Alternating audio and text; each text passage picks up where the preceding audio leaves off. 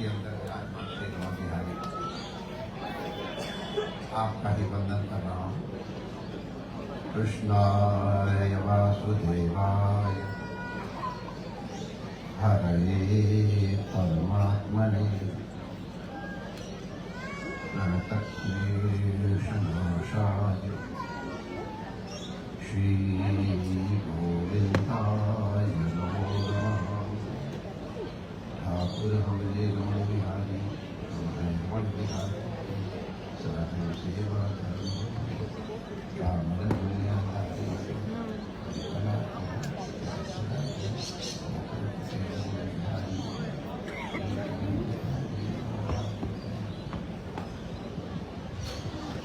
जय श्री कृष्ण। आरती का समय हो गया है। प्रवचन हमने जो भगवान ने बुलवाया हम लोग गीता के नीराजन के लिए आरती करने के लिए जा रहे थे। नीराजन देवस्वरूप का होता है। गीता सुगीता कर्तव्य है। कई लोगों ने कहा गीता की पूजा मत करो, गीता की सुनो और गीता की बताई बातों को करो।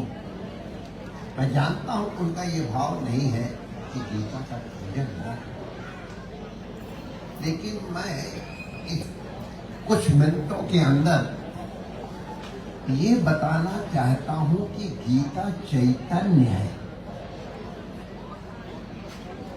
गीता सजीव है।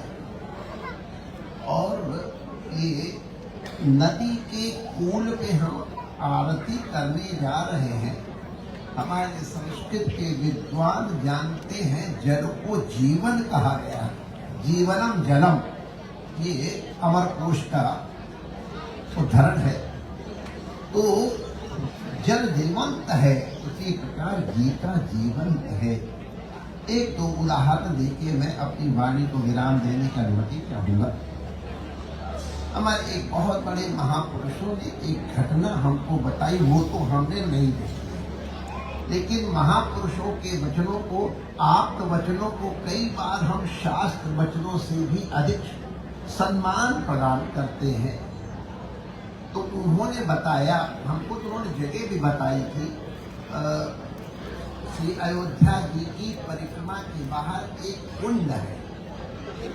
उस कुंड के किनारे एक महापुरुष आए, गीता पर इसका छोटा गुटका लिया, बाहर झोले से निकाला और वो संत बता रहे थे।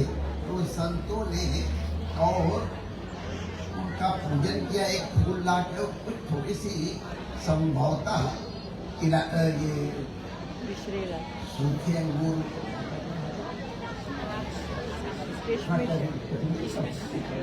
किशमिश, केवल किशमिश का भोग लगा के धरा। अब हम भी विज्ञान के विद्यार्थी है, थोड़ी कठिनाई तो होती है, लेकिन आस्था जहाँ विज्ञान समाप्त होता है वहां से प्रारंभ होती है।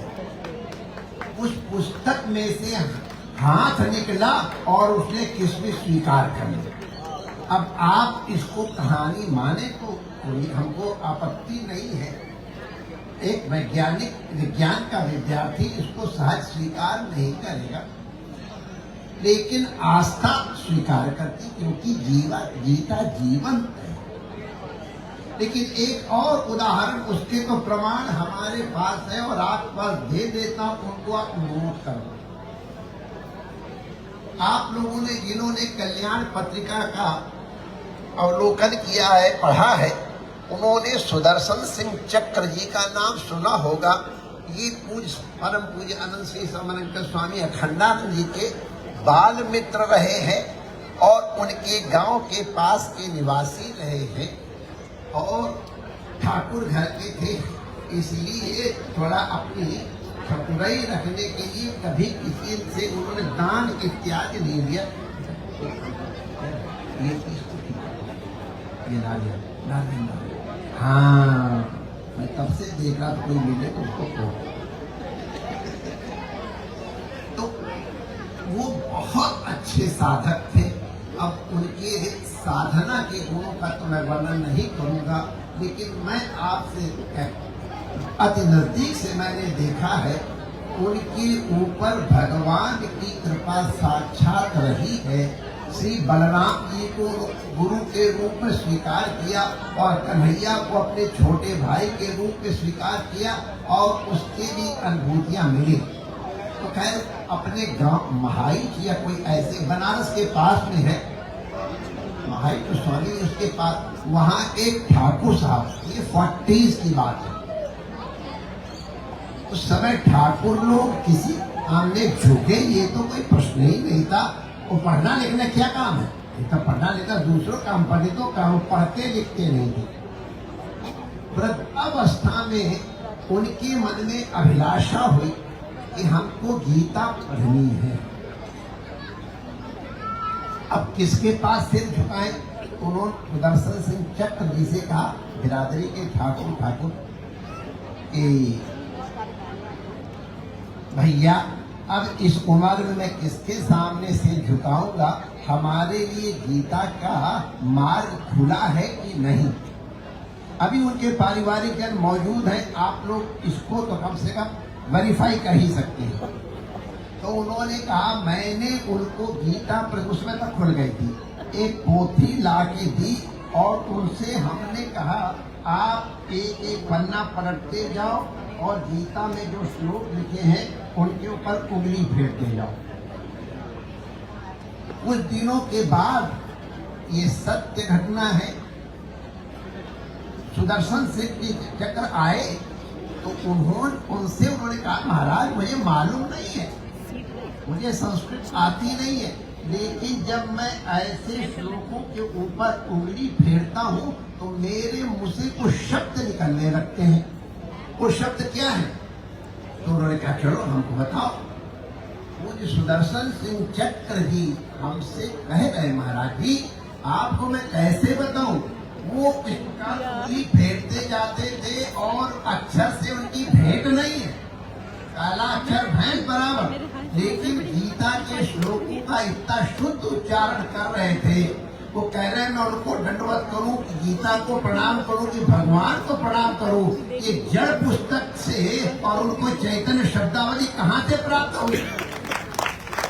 उन्होंने कहा महाराज जी गीता सचेतन है, ये हमको भी वहाँ प्रमाण मिला और इसीलिए हमारे जहाँ जहाँ शास्त्र लिखा, गोपाल रामायण इत्यादि, वहाँ लिखा हुआ है कि जिस घर में ये शास्त्र पूजित होता है वहाँ अमुक अमुक प्रकार के लक्षण प्रकट होते हैं। प्रलोभन नहीं दे रहा हूँ, तो बहुत से सद्गुण वहाँ केवल उस ग्रंथ के प्रति श्रद्धा रखने से, और हमने करके देखा है लोग ग्रंथों का प्रशंसा करते हैं, उनको भोग लगाते हैं, आरता करते हैं, तो ये परंपरा हमारी आस्था की परंपरा है और उसके प्रकट फल हम देखते हैं। और इसलिए ये गीता जीवंत है, जहाँ गीता जी विराजेगी वो अपना प्रभाव जीवंतता के कारण अवश्य प्रदान करेगी। ऐसी जीवन में साक्षात परांगा भगवती, जिनको सुगीता करना है वो चिन्मयी है।